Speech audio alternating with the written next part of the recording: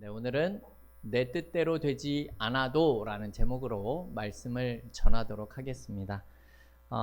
우리가 오늘 살펴볼 이 본문의 이 앞장이 15장을 보게 되면요, 36절에 바울이 이 바나바와 이 첫 번째 전도 여행에서 세웠었던 그 교회를 다시 우리가 찾아서 돌아보자, 이렇게 이야기를 합니다. 그런데 같이 가는 인물 중에 특이할 만한 인물이 하나가 있는데요, 바로 누군가 하면 마가라고 불리우는 요한입니다. 바나바가 이 마가 요한도 같이 데리고 가지요 라고 이렇게 제안을 하는 거죠. 근데 우리가 잘 알다시피 이 마가 요한은 1차 전도 여행 중에 무슨 일이 있었는지는 모르겠지만 도중에 중간에 다시 돌아가 버린 사람이었습니다. 그 일로 인해서 바울은 또 이런 일이 생기면 생기면 어떡합니까? 이 사람은 데리고 갈 수 없습니다, 이렇게 주장을 하고, 바나바는 그래도 데려가는 것이 좋을 것 같습니다 라고 다투는 모습이 39절에 나타나는데요, 이 일로 인해서 바나바와 바울이 서로 갈라섰다, 이렇게 이야기를 하고 있습니다. 이런 일을 보게 되면 우리는 좀 여러 가지 생각이 들죠. 바나바나 사울 같은 사람도 서로 싸우는구나. 또 좋은 일을 하는, 선교라는 매우 귀중한 일을 하는 사람들인데 한마음 한뜻이 되어서 하고자 하는 이런 일들이 잘 이루어져야 하는 것 아닌가라는 생각이 들기도 하죠. 그런데 말씀을 드렸지만 바나바와 사울이 이 일로 인하여 서로 다투고 갈라섰다라고 합니다. 우리는 바나바에 비해서 이 사울이라는 사람을 훨씬 더 성경에서 많이 등장하고 많이 들었었던 사람으로 알고 있는데요, 이 바울이 성경에 더 많은 기록이 남아있다라고 해서 그가 바나바보다 훨씬 더 훌륭한 사람이었다라고 증거할 수 있는 내용은 아니다라는 겁니다. 바나바도 매우 성경에서 귀하고 중요한 인물로 불리어지고 있기 때문에 그렇죠. 그런 둘이 지금 서로 다퉈서 갈라섰다라는 겁니다. 옳은 일을 하자고 모여서 열심을 내야 하는데 결국 갈라섰다라는 것이죠. 이런 일들을 보게 되면 서로 다투고 싸우는 것으로 끝났다라고 우리가 생각을 할 수 있지만, 이 각자가 서로 다른 길로 가서 복음을 전하게 되는데요, 그 각자가 또 열매를 맺고 결국은 하나님의 나라가 넓혀지는 결과로서 나타나게 되었다라는 것을 우리는 성경을 통해서 알게 됩니다. 우리가 이 문제를 조금 생각을 해보자면, 바나바가 옳았느냐 사울이 옳았느냐, 더 누가 옳았냐의 문제로 접근해서는 안 된다라는 겁니다. 이 사도행전을 통해서 우리가 알 수 있는 내용은 그들의 삶의 모습으로 결국은 그들이 모두 다 좋은 열매로 끝나고 있다라는 사실을 우리가 기억해야 한다라는 겁니다. 우리가 이런 이해를 가지고 오늘 본문인 이 16장을 생각을 해 봤으면 좋겠는데요, 이 사도 바울이 바나바와 함께 하지 못한 것에 대해서 이제 2차 전도 여행을 떠나면서 약간의 허전함도 있었던 것 같습니다. 그래서 대신에 이제 다른 동역자들과 같이 떠나게 되죠. 그래서 실라 또 디모데, 누가 등 새로운 동역자들과 2차 전도 여행을 떠나게 됩니다. 여러분, 디모데라는 이름을 많이 들어보셨습니까? 들어본 적은 있죠. 디모데 후서의 주인공이 되는 그런 젊은 청년입니다. 2절에서 이 디모데가 어떻게 표현되냐면 칭찬을 받는 자였다, 이렇게 표현이 됩니다. 그리고 9통의 이 편지를 통해서 디모데를 사도 바울이 동역자다라고 하는 내용까지도 보여지는 것을 보면 디모데가 훌륭한 청년이었었던 걸로 보여집니다.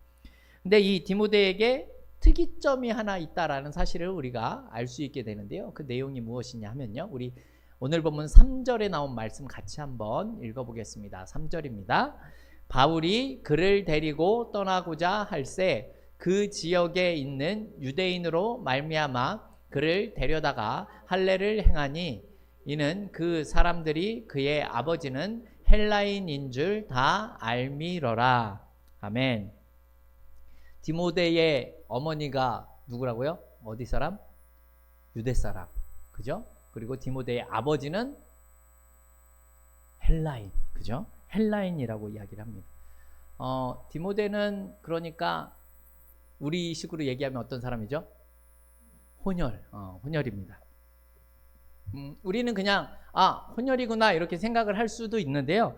이 당시의 사람들은 이스라엘 백성들이 다른 민족 사람들과 피가 섞였다라고 하는 경우는 혼혈 이상의 의미를 가지는 그런 내용이었었습니다. 여러분 사마리아인 들어봤습니까? 사마리아인. 사마리아인들이 아수르의 이 혼혈 정책으로 인해서 이방인들과 결혼해서 피가 섞인 그런 지역의 사람들을 의미하죠.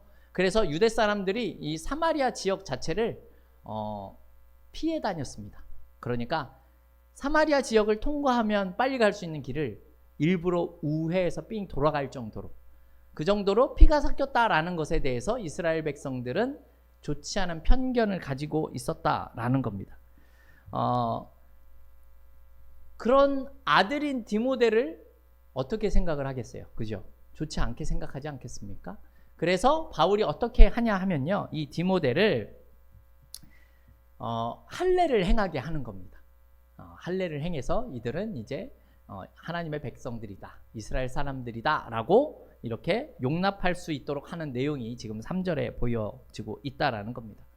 그리고서 이 모습이 우리가 조금 의미 있게 생각을 해봐야 되는 것은요, 3절을 보면 디모데의 아버지가 헬라인이다 라는 사실을 말씀을 드렸죠.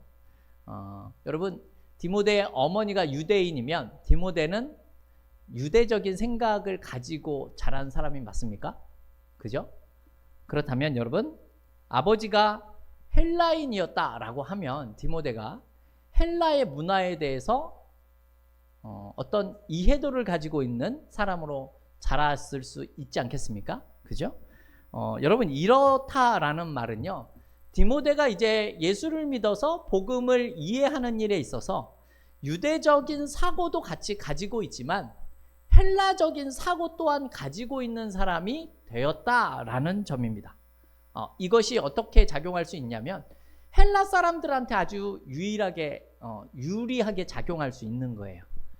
아무래도 유대인들은 헬라 사람들을 만나서 복음을 전하는 일에 대해 조금의 꺼리낌이나 어떤 행동들을 하지 못하는 것들이 있는데, 헬라적인 사고를 가지고 있기 때문에 그런 일들을 아주 자연스럽게 할 수 있었다라는 겁니다.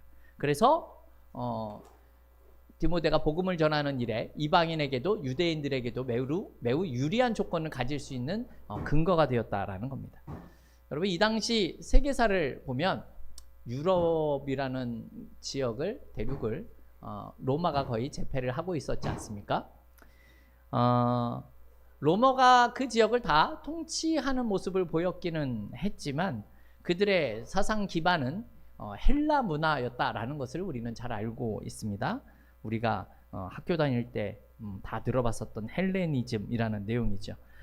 복음이 유대에서 시작이 됐지만 사실 이 전 세계 사람에게서 퍼져야 나가야 할 그 통로로서 사용됐었던 것이 바로 이 헬라의 문화, 헬레니즘이었습니다. 이런 상황에서 봤을 때 이 복음을 잘 전할 수 있는 귀한 적임자가 바로 이 디모데와 같은 사람이었다라는 것이죠. 유대적 이해를 가지고 있으면서도 헬라 문화에 익숙한 사람. 그래서 이 두 문화를 연결할 수 있는 다리 역할을 디모데가 잘 했었다라는 겁니다. 이렇게 디모데와 함께하는 이 바울의 선교 사역이 이제 어떠한 결과가 나타나고 있습니까? 5절 말씀을 보면요, 여러 교회가 믿음이 굳건해졌고 수가 날마다 더해졌다 이렇게 이야기를 합니다. 즉 한마디로 부흥이 되고 있었다, 이런 표현을 하고 있는 거죠. 그리고 본문 6절과 7절 말씀 우리 같이 한번 읽어보겠습니다. 6절과 7절입니다. 성령이 아시아에서 말씀을 전하지 못하게 하시거늘 그들이 부르기아와 갈라디아 땅으로 다녀가 무시아 앞에 이르러 비두니아로 가고자 애쓰되 예수의 영이 허락하지 아니하시는지라. 아멘. 여러분, 바울의 사역은 매우 성공적이었습니다. 교회가 굳건하게 세워지고 부흥이 되고 있는 그런 열매를 맺고 있었습니다.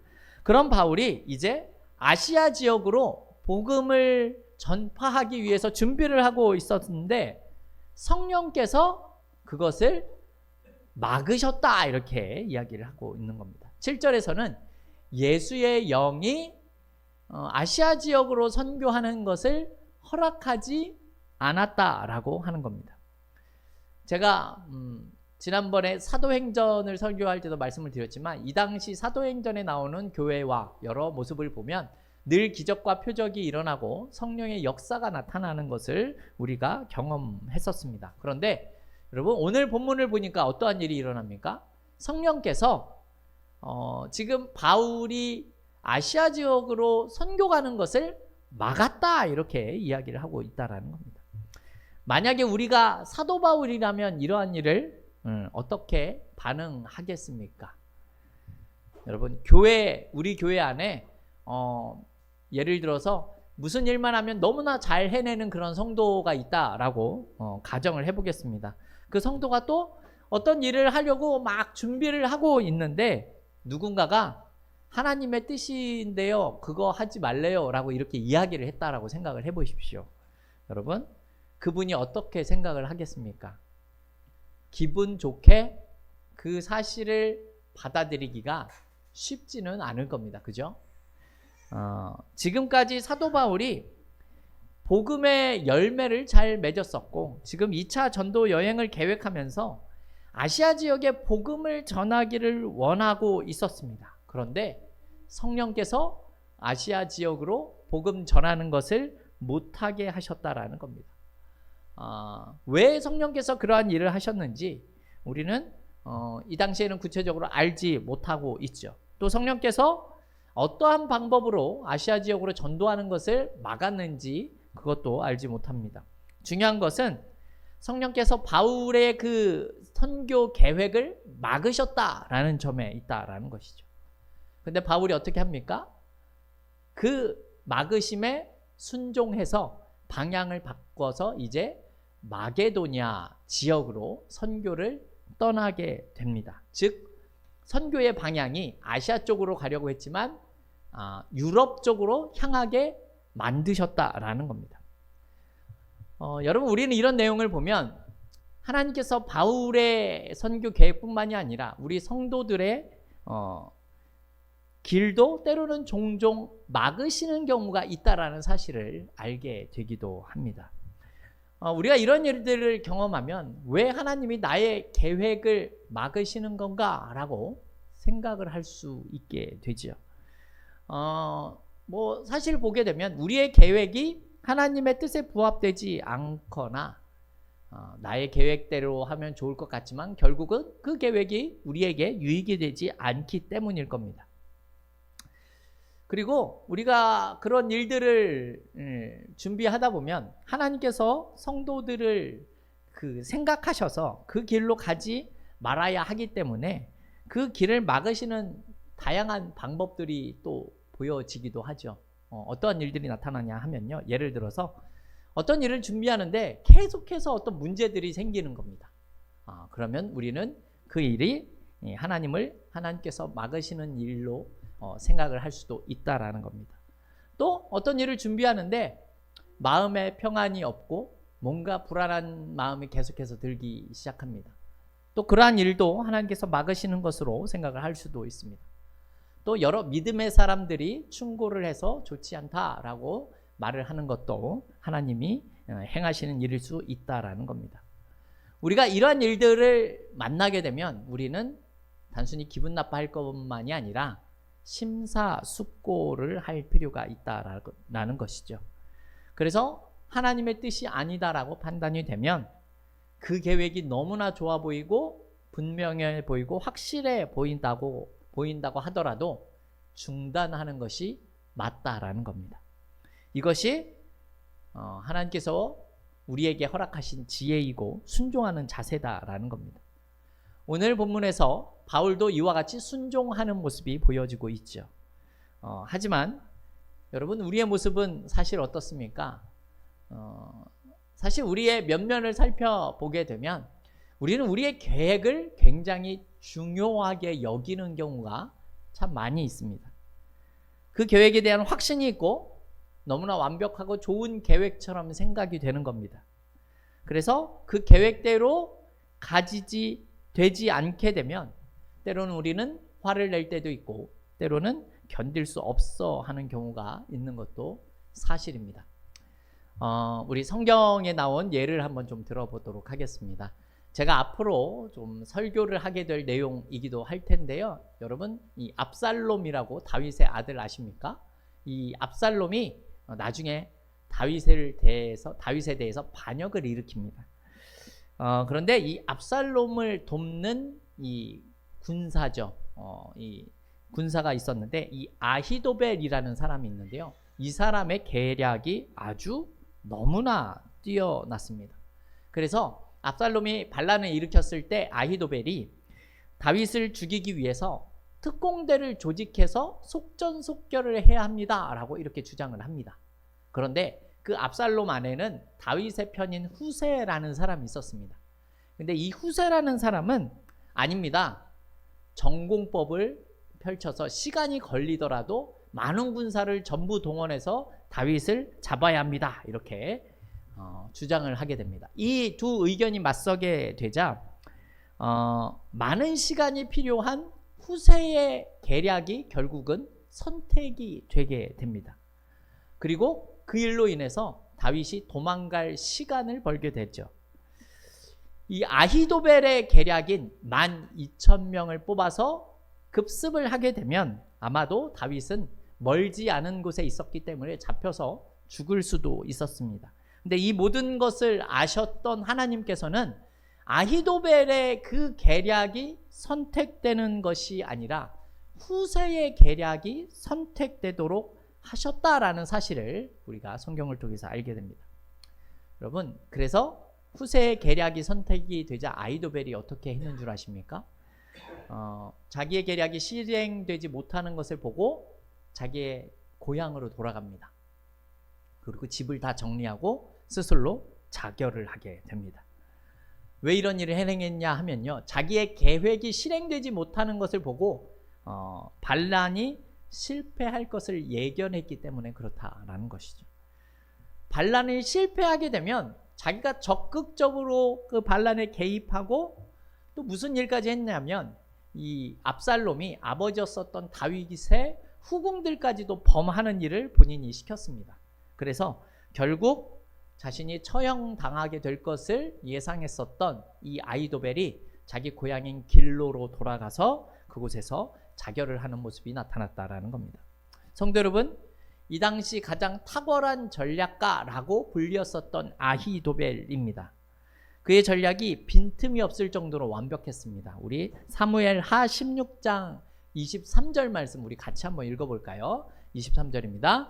그때에 아히도벨이 베푸는 계략은 사람이 하나님께 물어서 받은 말씀과 같은 것이라.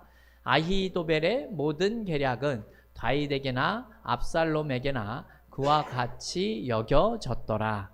아멘. 무슨 말씀이 나오죠? 이 아히도벨의 계략이 얼마나 뛰어났던지 하나님이 말씀하신 내용과 동일했다. 이렇게까지 평가가 되고 있습니다.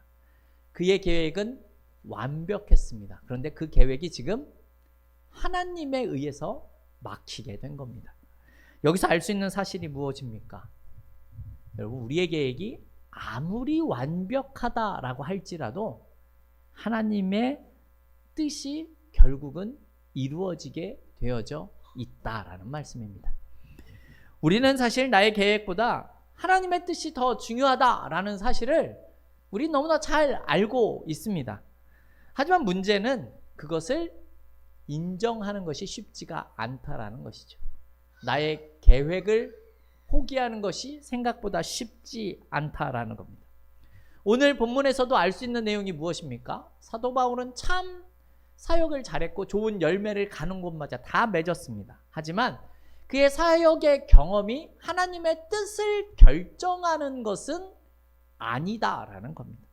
이 말은 과거에 성공했다 했던 그 방법과 계획이 하나님의 뜻과 부합하지 않을 수도 있다라는 말씀을 우리에게 보여주는 겁니다. 사실 우리가 하나님을 믿는 것은 쉽지 않은 일입니다. 어려운 일입니다. 그런데 그 어려움을 겪는 것 중에 한 가지가 무엇이냐면 우리가 앞으로 일어날 일을 잘 알지 못하기 때문에 그런 경우가 많습니다. 예를 들어서 우리가 알고 있는 길을 가는 것은 편하지만 새로운 길을 가는 길은 길을 잃을 수도 있고 잘못된 길로 빠질 수도 있지 않겠습니까? 한마디로 우리는 시행착오를 겪을 수도 있다라는 겁니다. 내가 경험해보지 못하고 겪어보지 못한 일을 해야 하는 것은 그래서 때로 고통이 따르고 어려움이 따르는 것이 사실입니다. 그래서 내가 알지 못하는 일을 해야 하거나 나의 생각과 계획을 벗어난 일을 하기 위해서는 여러분 우리에게 믿음이 요구되는 것입니다. 우리에게 순종이 요구된다라는 겁니다. 성도 여러분, 우리 마지막으로 요나 한번 살펴보겠습니다. 요나 아십니까? 아시죠? 요나는 하나님께서 니느웨로 가서 하나님의 말씀을 전해라 라고 하는 명령을 들었지만 그것이 싫어서 다시스로 가게 됩니다. 요나가 참 재미있는 것이 욥바라는 항구에 내려가서 배를 타려고 하는데 마침 그때 다시스로 가는 배를 만나게 된 겁니다. 그래서 그 배를 타고 가죠. 요나는 나는 니느웨로 가기 싫은데 다시스로 가고 싶은데 라고 생각했을 때 다시스로 가는 배를 만난 것이 이게 하나님의 뜻이구나, 자신의 계획대로 되고 있구나 이렇게 생각할 수 있었다라는 겁니다. 하지만 하나님께서 어떻게 하십니까? 다시스로 가는 배가 풍랑을 만나죠. 바다에 빠져서 죽게 될 때 큰 물고기가 요나를 삼키게 됩니다. 결국 요나가 그곳에서 나와서 니느웨로 가게 되었다라는 겁니다.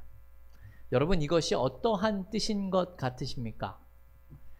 여러분, 하나님은요 기필코 성도들을 하나님이 원하시는 길로 가도록 만드신다라는 겁니다.